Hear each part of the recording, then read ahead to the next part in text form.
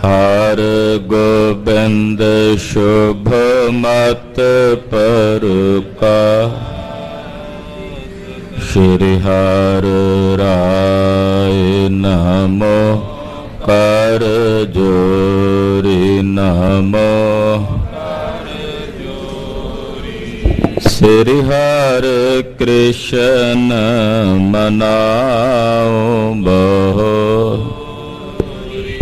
तेग बहादुर परम सतगुर परम कृपाला श्री गुरु गोबिंद सिंह विसाला परों तोरा पर पुन पुन सीसा वाहिगुरु पुन पुन सीसा बंदों बार बार जगदीसा एकंकार सतगुरु तेह प्रसाद सच होए। वाहिगुरु जी की फतेह है बेगन बिनाशन सोए। जिसमें है अमृत ज्ञान है मानक भगत वैराग गुरु ग्रंथ साहिब उदद बंदों करे अनुराग। सतनाम श्री वाहिगुरु साहिब जी दोहरा माया लंब सुहांडे सत संगत नित जाए। प्रेम गाए गुर शब्द को करे भगत पौ पाए। वाहिगुरु जी का खालसा वाहिगुरु जी की फतेह। पतित पावन भगत वत्सल कृपा निधान अनाथ नाथ जगत गुरु श्री गुरु ग्रंथ साहिब जी महाराज जी दे पवित्र पावन हजूरी अंदर जुड़ बैठी गुरु की साजी और निवाजी हुई। गुरु का खास रूप गुरु खालसा साध संगत जीओ धनता दे पात्र हो। निता प्रति गुरु चरणा च जुड़ के सतगुरां दी कल्याणकारी कथा बहुत ही अदब सत्कार शरदा भावना सहित आप जी सरवण कर रहे हो। सिखां दी भगतमाला दे पवित्र प्रसंग चल रहे ने। छेवें पातशाह श्री गुरु हरगोबिंद साहब मेरी पीरी दे मालक सतगुरु अपनी शरण आए गुरसिखां नूं भगती भावना दा प्रेमा भगती दा उपदेश बख्शदे हन। गुरु घर विच मुख उपदेश भगती परंपरा का उपदेश है। अपनी शरण आए हर एक गुरसिख नूं सतगुरु जी प्रभु भगती गुरु भगती परमेश्वर की भगती वल प्रेरदे हन। वो जैन नगर तो गुरसिख आए तिन्हां नूं सतगुरु जी ने पावन भगती का उपदेश दिता है। हुक्म किया कि अपने नगर च सोहनी धर्मशाला बनाओ। सवेरे शाम उत्थे इकट्ठर हो के गुरबाणी दे कीर्तन ते कथा दे प्रवाह चलाओ। जोड़ मेले होवन पुरब दा दिन होवे कोई मस्सिया दा पुन्निया दा संगरांद दा विसाखी दा जां दिवाली दा जां गुरु पातशाह दा पुरब होवे। गुरु घर विच इकट्ठर हो के गुरबाणी दा कीर्तन करना सुनना है। दसवंध दी माया एकत्र करके गुरु के लंगर चलाने हैं और गुरबाणी कीर्तन करदियां गुरबाणी दे कीर्तन ते कथा दी विचार अपने हिरदे च वसा के उहदे मुताबक अपने जीवन नूं ढालना है। गुरबाणी नूं समझण लई गुरबाणी रूप होना पवेगा तदे गुरबाणी समझ च पवेगी। पातशाह जी दा वचन है गुरबाणी बणियां गुरबाणी बन जाओ फिर गुरबाणी दी समझ पवेगी।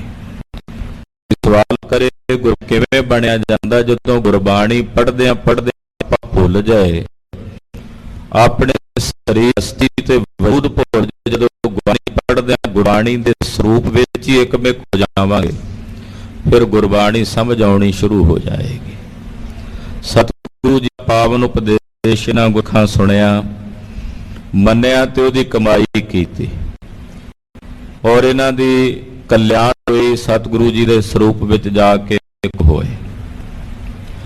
44ਵਾਂ ਪ੍ਰਸੰਗ ਗੁਰ ਪ੍ਰਤਾਪ ਸੂਰਜ ਗ੍ਰੰਥ ਦਾ ਰਾਸ ਪੰਜਵੀਂ ਦਾ ਪ੍ਰਾਰੰਭ ਹੋ ਰਿਹਾ। ਆਓ ਮਨ ਬਿਰਤੀਆਂ ਇਕਾਗਰ ਕਰਕੇ ਸਤਿਗੁਰੂ ਜੀ ਦੀ ਪਾਵਨ ਕਥਾ ਸਰਵਣ ਕਰੀਏ। ਗੁਰਸਿੱਖਾਂ ਪ੍ਰਤੀ ਉਪਦੇਸ਼ ਹੈ, ਸਾਡੇ ਸਾਰਿਆਂ ਪ੍ਰਤੀ ਉਪਦੇਸ਼ ਹੈ। ਸਰਵਣ ਕਰਨ ਤੋਂ ਪਹਿਲਾਂ ਸਮੂਹ ਮਾਈ ਭਾਈ ਆਪਣੀ ਰਸਨਾ ਨੂੰ ਪਵਿੱਤਰ ਕਰੋ ਤੇ ਆਖੋ ਜੀ ਸਤਿਨਾਮ ਸ੍ਰੀ ਵਾਹਿਗੁਰੂ ਸਾਹਿਬ ਜੀ। ਸਤਿਨਾਮ ਸ੍ਰੀ ਵਾਹਿਗੁਰੂ ਸਾਹਿਬ ਜੀ। ਦੋਹਰਾ ਮਾਇਆ ਲੰਬ ਸੁਹੰਡ ਰਹਿ, ਸਤ ਸੰਗਤ ਨਿਤ ਜਾਏ। ਸਤਿਗੁਰੂ ਸੱਚੇ ਪਾਤਸ਼ਾਹ ਜੀ ਦੀ ਸ਼ਰਨ ਚ ਭਾਈ ਮਾਹੀਆ ਲੰਬ ਜੀ ਔਰ ਭਾਈ ਸੁਹੰਡ ਜੀ ਜਿਹੜੇ ਰੋਜ਼ ਸਤਿਗੁਰਾਂ ਦੀ ਸਤ ਸੰਗਤ ਕਰਦੇ ਹਨ, ਸਤ ਸੰਗਤ ਦੀ ਸ਼ੋਭਤ ਵਿੱਚ ਬੈਠਦੇ ਹਨ, ਕਥਾ ਕੀਰਤਨ ਕਰਦੇ ਸੁਣਦੇ ਹਨ। ਪ੍ਰੇਮ ਗਾਏ ਗੁਰ ਸ਼ਬਦ ਕੋ, ਕਰੇ ਭਗਤ ਪਉ ਪਾਏ। ਬੜੇ ਪ੍ਰੇਮ ਵਿੱਚ ਭਿੱਜ ਕੇ ਦੋਵੇਂ ਗੁਰਸਿੱਖ ਗੁਰਬਾਣੀ ਦਾ ਕੀਰਤਨ ਕਰਦੇ ਹਨ, ਔਰ ਕੀਰਤਨ ਦੇ ਨਾਲ ਨਾਲ ਪ੍ਰੇਮਾ ਭਗਤੀ ਕਰਦੇ ਨੇ। ਕੀਰਤਨ ਵੀ ਕਰਦੇ ਨੇ ਔਰ ਭਾਉ ਭਗਤੀ ਨੂੰ, ਪ੍ਰੇਮਾ ਭਗਤੀ ਨੂੰ ਆਪਣੇ ਹਿਰਦੇ 'ਚ ਵਸਾਉਂਦੇ ਹਨ। ਜੋ ਪਈ ਸਤਿਗੁਰ ਕੀ ਦਰਸ਼ਨ ਤੇ ਆਇਓ। ਭਾਈ ਮਾਹੀਆ ਜੀ ਔਰ ਭਾਈ ਸੁਹੰਡ ਜੀ ਇਹ ਦੋਵੇਂ ਗੁਰਸਿੱਖ ਜੋ ਗੁਰਬਾਣੀ ਦਾ ਕੀਰਤਨ ਕਰਦੇ ਬੜੇ ਪ੍ਰੇਮ ਸਹਿਤ, ਛੇਵੇਂ ਪਾਤਸ਼ਾਹ ਜੀ ਦੇ ਦਰਸ਼ਨ ਕਰਨ ਵਾਸਤੇ ਮਹਾਰਾਜ ਜੀ ਦੇ ਚਰਨਾਂ 'ਚ ਹਾਜ਼ਰ ਹੋਏ। ਪਗ ਪੰਕਜ ਪਰ ਸੀਸ ਝੁਕਾਇਓ। ਬੜੇ ਅਦਬ ਨਾਲ, ਬੜੀ ਭਾਵਨਾ ਨਾਲ, ਸਤਿਕਾਰ ਨਾਲ ਆ ਕੇ ਗੁਰੂ ਚਰਨਾਂ ਤੇ ਬੰਦਨਾ ਕੀਤੀ ਹੈ, ਕਿਉਂਕਿ ਜਿਤਨੀ ਭਾਵਨਾ ਤੇ ਅਦਬ ਨਾਲ ਗੁਰੂ ਚਰਨਾਂ ਤੇ ਨਮਸਕਾਰ ਕਰੀਏ, ਓਨੀ ਗੁਰੂ ਸਾਹਿਬ ਜੀ ਦੀ ਦਇਆ ਤੇ ਬਖਸ਼ਿਸ਼ ਵਰਤਦੀ ਹੈ। ਤੋ ਬੜੇ ਪ੍ਰੇਮ ਸਹਿਤ ਦੋਨਾਂ ਗੁਰਸਿੱਖਾਂ ਨੇ ਆਣ ਕੇ ਮਹਾਰਾਜ ਜੀ ਦੇ ਸੋਹਣਿਆਂ ਚਰਨਾਂ ਕਮਲਾਂ ਤੇ ਬੰਦਨਾ ਕੀਤੀ ਹੈ। ਰਹਿ ਕੀਤਕ ਦਿਨ ਬੂਜਨ ਕੀਨ। ਕੁਝ ਦਿਨ ਸ੍ਰੀ ਅੰਮ੍ਰਿਤਸਰ ਸਾਹਿਬ 'ਚ ਹੀ ਰਹੇ, ਮਹਾਰਾਜ ਜੀ ਦੇ ਘਰ ਦੀ ਸੇਵਾ ਕਰਦੇ, ਕਿਤੇ ਲੰਗਰਾਂ ਦੀ ਸੇਵਾ, ਕਿਤੇ ਸਤਿਗੁਰਾਂ ਦੇ ਗੁਰਸਿੱਖਾਂ ਦੀ ਸੇਵਾ। ਤੋ ਸੇਵਾ ਕਰਦਿਆਂ ਕਰਦਿਆਂ ਇੱਕ ਦਿਨ ਸਤਿਗੁਰੂ ਜੀ ਦੇ ਪਾਸ ਬੈਠਣ ਦਾ ਮੌਕਾ ਮਿਲਿਆ, ਗੱਲਬਾਤ ਕਰਨ ਦਾ ਸਮਾਂ ਮਿਲਿਆ। ਮੋਏ ਬਤਾਵੋ ਗੁਰੂ ਪ੍ਰਬੀਨ। ਹੱਥ ਜੋੜ ਕੇ ਸਮਾਂ ਵੇਖ ਕੇ ਸਤਿਗੁਰਾਂ ਨੂੰ ਬੇਨਤੀ ਕਰਕੇ ਕਹਿਣ ਲੱਗੇ, ਸਤਿਗੁਰੂ ਆਪ ਜੀ ਕਿਰਪਾ ਕਰਕੇ ਸਾਨੂੰ ਦੱਸੋ, ਅਸੀਂ ਆਪ ਜੀ ਕੋਲੋਂ ਕੁਝ ਜਾਣਨਾ ਚਾਹੁੰਦੇ ਹਾਂ। ਸਤ ਸੰਗਤ ਕੈ ਗੁਰ ਦਰਬਾਰ। ਇਹ ਸਤ ਸੰਗਤ ਵਿੱਚ ਜਾਂ ਫਿਰ ਗੁਰੂ ਕੇ ਦਰਬਾਰ ਵਿੱਚ। ਸਤ ਸੰਗਤ ਤੇ ਗੁਰ ਦਰਬਾਰ ਦਾ ਮਤਲਬ ਜਿੱਥੇ ਗੁਰੂ ਸਾਹਿਬ ਦੀ ਹਾਜ਼ਰੀ ਹੈ, ਗੁਰੂ ਦਰਬਾਰ, ਜਿੱਥੇ ਕੁਝ ਗੁਰਸਿੱਖ ਇਕੱਤਰ ਹੋ ਕੇ ਪਰਮੇਸ਼ਰ ਦੀ ਕੀਰਤੀ ਕਰ ਰਹੇ ਨੇ, ਉਹ ਸਤ ਸੰਗਤ ਹੈ। ਤੋ ਮਹਾਰਾਜ ਗੁਰੂ ਕੀ ਸੰਗਤ ਵਿੱਚ ਜਿੱਥੇ ਗੁਰੂ ਸਾਹਿਬ ਦੀ ਹਾਜ਼ਰੀ ਹੋਵੇ, ਜਾਂ ਫਿਰ ਜਿੱਥੇ ਕੇਵਲ ਸਤ ਸੰਗਤ ਦਾ ਨਿਵਾਸ ਹੈ, ਹਰੀ ਕੀਰਤੀ ਹੈ, ਤਾਂ ਉੱਥੇ ਵੀ ਪਰਮੇਸ਼ਰ ਦਾ ਵਾਸਾ। ਪਰ ਇਹਨਾਂ ਨੇ ਗੁਰੂ ਸਾਹਿਬ ਜੀ ਉਦੋਂ ਦੇਹ ਕਰਕੇ ਹਾਜ਼ਰ ਸਨ, ਇਸ ਕਰਕੇ ਬੇਨਤੀ ਕਰ ਰਹੇ ਨੇ ਕਿ ਮਹਾਰਾਜ ਗੁਰੂ ਦਰਬਾਰ ਵਿੱਚ ਜਾਂ ਫਿਰ ਸਤ ਸੰਗਤ ਵਿੱਚ ਇੱਕ ਤੋ ਜਾਤ ਕਾਮਨਾ ਤਾਰ। ਜਿਹੜੇ ਉੱਥੇ ਸੰਗਤ ਵਿੱਚ ਆਉਂਦੇ ਨੇ, ਗੁਰੂ ਦਰਬਾਰ ਵਿੱਚ ਗੁਰੂ ਕੀ ਸੰਗਤ ਵਿੱਚ ਆਉਂਦੇ ਨੇ, ਇੱਕ ਤਾਂ ਉਹ ਹੁੰਦੇ ਨੇ ਜਿਹੜੇ ਮਨ 'ਚ ਕਾਮਨਾ ਧਾਰ ਕੇ ਆਉਂਦੇ, ਵੀ ਉਹਨਾਂ ਦੇ ਹਿਰਦੇ 'ਚ ਕੋਈ ਨਾ ਕੋਈ ਕਾਮਨਾ ਹੁੰਦੀ ਕਿ ਮਹਾਰਾਜ ਸਾਨੂੰ ਆਹ ਮਿਲ ਜਾਏ, ਸਾਡਾ ਕੰਮ ਸਵਰ ਜਾਏ, ਸਾਡੀ ਦੁਕਾਨ ਵਧੀਆ ਚੱਲ ਜਾਏ, ਸਾਡੀ ਨੌਕਰੀ ਵਧੀਆ ਲੱਗ ਜਾਏ। ਏਦਾਂ ਬਹੁਤ ਸਾਰੀਆਂ ਕਾਮਨਾਵਾਂ ਲੈ ਕੇ, ਕਾਮਨਾਵਾਂ ਧਾਰ ਕੇ ਆਉਂਦੇ ਹਨ। ਲੀਤ ਪਦਾਰਥ ਹਿਤ ਗੁਜ਼ਰਾਨ। ਔਰ ਕਾਮਨਾ ਰੱਖ ਕੇ ਕਈ ਗੁਰੂ ਘਰਾਂ ਵਿੱਚ, ਗੁਰੂ ਕੀ ਸੰਗਤ ਵਿੱਚ ਸੇਵਾ ਕਰਦੇ ਨੇ ਤੇ ਗੁਜ਼ਰਾਨ ਵਾਸਤੇ ਉੱਥੋਂ ਮਾਇਆ ਵੀ ਲੈਂਦੇ ਹਨ। ਜਾਂ ਜਿਹੜੇ ਧਾਰਮਿਕ ਖਿੱਤਿਆਂ ਵਿੱਚ ਸੇਵਾਵਾਂ ਨਿਭਾਉਣ ਵਾਲੇ, ਚਾਕਰੀਆਂ ਕਰਨ ਵਾਲੇ ਨੇ, ਉਹ ਨਾਲੇ ਕਾਮਨਾ ਧਾਰ ਕੇ ਸੇਵਾ ਟਹਿਲ ਕਰਦੇ ਨੇ, ਨਾਲੇ ਉਹਨਾਂ ਨੂੰ ਉੱਥੋਂ ਗੁਜ਼ਰਾਨ ਲਈ ਮਾਇਆ ਵੀ ਮਿਲਦੀ ਹੈ। ਕਰੇ ਤਿਸੀ ਤੇ ਖਾ ਨਰ ਪਾਨ। ਗੁਰੂ ਘਰ ਵਿੱਚ ਸੇਵਾਵਾਂ ਕਰਦੇ ਆ, ਜਿਵੇਂ ਸਾਡੇ ਵਾਲੀ ਜਿਹੜੀ ਸੇਵਾ ਹੈ, ਕੋਈ ਗੁਰੂ ਘਰ 'ਚ ਗ੍ਰੰਥੀ ਸਿੰਘ ਦੀ ਸੇਵਾ ਕਰਦਾ ਹੈ, ਕੋਈ ਸੇਵਾਦਾਰ ਦੀ ਕਰਦਾ ਹੈ। ਤੋ ਗੁਰੂ ਘਰ ਦੇ ਵਿੱਚ ਜਿਹੜੇ ਸੇਵਾਵਾਂ ਨਿਭਾਉਣ ਵਾਲੇ ਨੇ ਉਹ ਤਾਂ ਕਾਮਨਾ ਰੱਖ ਕੇ ਸੇਵਾ ਕਰਦੇ ਆ ਵੀ ਚਲੋ ਸੇਵਾ ਕਰਾਂਗੇ ਤੇ ਸਾਨੂੰ ਮਾਇਆ ਮਿਲਣੀ, ਉਹਦੇ ਨਾਲ ਸਾਡਾ ਗੁਜ਼ਰਾਨ ਚੱਲਣਾ, ਸਾਡੀ ਰੋਜੀ ਰੋਟੀ ਦਾ ਜਿਹੜਾ ਹੈ ਉਹ ਪ੍ਰਬੰਧ ਚੱਲਣਾ ਹੈ। ਇਕ ਸਿੱਖ ਕਰ ਕੈ ਧਰਮ ਕਮਾਈ, ਇੱਕ ਉਹ ਸਿੱਖ ਨੇ ਜਿਹੜੇ ਧਰਮ ਦੀ ਕਮਾਈ ਕਰਦੇ ਨੇ, ਧਰਮ ਦੀ ਕਿਰਤ ਕਰਦੇ ਨੇ। ਸਿੱਖਨ ਕੋ ਵਰਤਾਈ ਸੁਖਾਈ, ਉਹ ਧਰਮ ਦੀ ਕਿਰਤ ਕਰਕੇ ਗੁਰਸਿੱਖਾਂ ਨੂੰ ਵਰਤਾ ਕੇ ਪਿੱਛੇ ਬਚਿਆ ਆਪ ਛਕਦੇ ਆ। ਵੈਸੇ ਗੁਰਸਿੱਖ ਦੀ ਬਿਰਤੀ ਇਹੀ ਹੋਣੀ ਚਾਹੀਏ, ਪਿੱਛੇ ਬਚਿਆ ਆਪ ਛਕੰਦਾ। ਜਿਹੜਾ ਪਿੱਛੇ ਬਚ ਜਾਂਦਾ ਹੈ ਵਰਤਾਨ ਤੋਂ ਬਾਅਦ ਉਹ ਆਪ ਛਕਦਾ ਹੈ। ਸਹਿਕਾਮੀ ਨਿਸ਼ਕਾਮੀ ਜੋ, ਏਦਾਂ ਇੱਕ ਸਹਿਕਾਮੀ ਹੋ ਗਏ ਜਿਹੜੇ ਕਾਮਨਾ ਧਾਰ ਕੇ, ਇੱਕ ਤਾਂ ਹੁੰਦੇ ਵੀ ਗੁਰੂ ਘਰਾਂ 'ਚ ਸੇਵਾਵਾਂ ਨਿਭਾਉਂਦੇ, ਇੱਕ ਉਦਾਂ ਵੀ ਜਿਹੜੇ ਕਾਮਨਾ ਧਾਰ ਕੇ ਆਉਂਦੇ ਗੁਰੂ ਘਰ, ਕੋਈ ਨਾ ਕੋਈ ਇੱਛਾ ਲੈ ਕੇ ਆਉਂਦੇ। ਇੱਕ ਹੁੰਦੇ ਨੇ ਜਿਹੜੇ ਨਿਸ਼ਕਾਮ ਹੁੰਦੇ, ਕੋਈ ਕਾਮਨਾ ਉਹਨਾਂ ਦੇ ਹਿਰਦੇ 'ਚ ਨਹੀਂ ਹੁੰਦੀ, ਉਹ ਕੇਵਲ ਗੁਰੂ ਦੀ ਟਹਿਲ, ਗੁਰੂ ਦੀ ਸੇਵਾ, ਗੁਰੂ ਦੀ ਕਿਰਪਾ ਲਈ ਕਰਦੇ ਹਨ। ਕੀਰਤਨ ਕਰਤ ਸੁਨਤ ਐ ਦੋ, ਉਹ ਦੋਵੇਂ ਪ੍ਰਕਾਰ ਦੇ, ਸਹਿਕਾਮੀ ਵੀ ਤੇ ਨਿਸ਼ਕਾਮੀ ਵੀ, ਦੋਵੇਂ ਆ ਕੇ ਜਦੋਂ ਕੀਰਤਨ ਤੇ ਕਥਾ ਸੁਣਦੇ ਹਨ। ਸਤ ਸੰਗਤ ਕਰ ਬੈਸ ਬਿਤਾਵੇ, ਉਹ ਫਿਰ ਸਤ ਸੰਗਤ ਕਰਦਿਆਂ ਆਪਣੀ ਉਮਰ ਬਤੀਤ ਕਰਦੇ। ਜਿਹੜੇ ਕਾਮਨਾ ਰੱਖ ਕੇ ਆਉਂਦੇ ਨੇ ਉਹ ਵੀ ਕਥਾ ਸੁਣਦੇ ਆ, ਕੀਰਤਨ ਸੁਣਦੇ ਆ। ਜਿਹੜੇ ਨਿਸ਼ਕਾਮ ਹੋ ਕੇ ਆਉਂਦੇ ਨੇ ਉਹ ਵੀ ਕੀਰਤਨ ਕਥਾ ਸੁਣਦੇ ਆ, ਆਪਣੀ ਜ਼ਿੰਦਗੀ ਦਾ ਸਮਾਂ ਬਤੀਤ ਕਰਦੇ ਹਨ। ਨਿਤਰਾਵਰ ਕੋ ਦਰਸ਼ਨ ਪਾਵੇ, ਫਿਰ ਉਹ ਰੋਜ਼ ਮਹਾਰਾਜ ਤੁਹਾਡੇ ਦਰਸ਼ਨ ਕਰਦੇ ਨੇ, ਆ ਕੇ ਰੋਜ਼ਾਨਾ ਤੁਹਾਡੇ ਦੀਦਾਰ ਕਰਦੇ ਹਨ। ਕਿਆ ਗਤ ਹੋਤ ਅਗਾਰੀ ਜਾਵੇ, ਮਹਾਰਾਜ ਉਹਨਾਂ ਦੋਨਾਂ ਦੀ ਅੱਗੇ ਜਾ ਕੇ ਕੀ ਗੱਤ ਹੋਵੇਗੀ। ਸਹਿਕਾਮੀਆਂ ਦੀ ਜਿਹੜੇ ਕਾਮਨਾ ਰੱਖ ਕੇ ਆਉਂਦੇ ਨੇ ਉਹਨਾਂ ਬਾਰੇ ਵੀ ਦੱਸੋ ਕੀ ਹਾਲਤ ਹੋਵੇਗੀ ਉਹਨਾਂ ਦੀ ਅੱਗੇ, ਤੇ ਜਿਹੜੇ ਨਿਸ਼ਕਾਮ ਹੋ ਕੇ ਆਉਂਦੇ ਨੇ ਉਹਨਾਂ ਦੀ ਕੀ ਗੱਤ ਹੋਵੇਗੀ। ਦੋਨਾਂ ਬਾਰੇ ਸਾਨੂੰ ਮਹਾਰਾਜ ਜੀ ਆਪ ਜੀ ਕਿਰਪਾ ਕਰਕੇ ਦੱਸੋ। ਅੰਤਰ ਕਿਤਕ ਸੁਫਲ ਕੋ ਪਾਵੇ, ਉਹਨਾਂ ਦੋਨਾਂ ਨੂੰ ਕਿੰਨੇ ਕੰਤਰੇ ਨਾਲ ਫਲ ਦੀ ਪ੍ਰਾਪਤੀ, ਸਹਿਕਾਮੀਆਂ ਨੂੰ ਕੀ ਮਿਲਦਾ ਅੱਗੇ ਜਾ ਕੇ, ਤੇ ਜਿਹੜੇ ਨਿਸ਼ਕਾਮ ਹੋ ਕੇ ਸੇਵਾ ਸਿਮਰਨ ਭਜਨ ਕਰਦੇ ਸੰਗਤ ਕਰਦੇ ਨੇ ਉਹਨਾਂ ਨੂੰ ਕੀ ਮਿਲਦਾ। ਦੋਵੇਂ ਤਰ੍ਹਾਂ ਦੇ ਆਉਂਦੇ ਆ ਨਾ ਆਪਾਂ, ਤਕਰੀਬਨ ਬਹੁਤਾਤ ਸਾਡੀ ਗਿਣਤੀ ਕਾਮਨਾ ਵਾਲਿਆਂ ਦੀ ਹੈ। ਕੋਈ ਨਾ ਕੋਈ ਕਾਮਨਾ ਲੈ ਕੇ ਅਸੀਂ ਗੁਰੂ ਸੰਗਤ ਵਿੱਚ ਆਉਂਦੇ ਆ, ਸਾਡਾ ਕੰਮ ਹੋ ਜੇ, ਸਾਨੂੰ ਆਹ ਮਿਲ ਜਾਏ। ਨਿਸ਼ਕਾਮ ਭਾਵ ਨਾਲ ਤਾਂ ਕੋਈ ਵਿਰਲਾ ਹੀ ਆਉਂਦਾ ਨਾ ਵੀ ਮੈਂ ਕੇਵਲ ਕਥਾ ਸੁਣਨੀ ਆ ਜਾਂ ਕੀਰਤਨ ਸੁਣਨਾ ਹੈ, ਉਹ ਵਿਰਲੇ ਹੁੰਦੇ।